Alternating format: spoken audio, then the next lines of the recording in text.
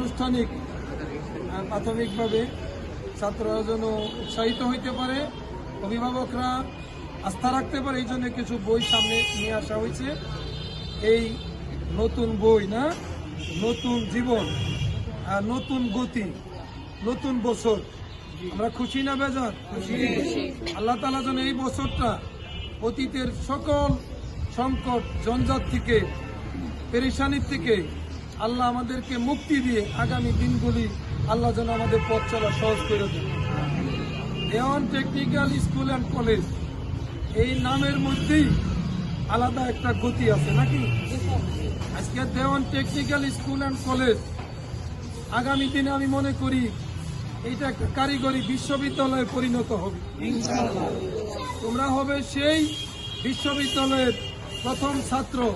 এরকম একটা মহাপরিকল্পনা নিয়ে আমাদের সকলের প্রিয় এই স্কুলের পরিচালনা কমিটির যিনি প্রধান এবং এই প্রতিষ্ঠানের যিনি প্রিন্সিপাল দেওয়ান তানজিল আহমদ, আজকে তার বিচরণ ডিসি অফিস থেকে মন্ত্রণালয় পর্যন্ত সব জায়গায় দেওয়ান টেকনিক্যাল স্কুল অ্যান্ড কলেজ এক নামে গোটা মানিকগঞ্জ জেলা চিনে। এই প্রতিষ্ঠানে তোমরা যে পড়তে পারতেছ, তোমরা খুশি না বেজার? তোমরা কি নিজেরা গর্বিত মনে করো না নিজেদেরকে? এই স্কুল এবং কলেজ একদিন একটা কারিগরি বিশ্ববিদ্যালয়ে রূপ ধারণ করবে। ইতিমধ্যেই ওয়ার্ল্ড ব্যাংকের প্রজেক্ট ডিল করতেছে আমাদের দেওয়ান তানজিল আহমেদ।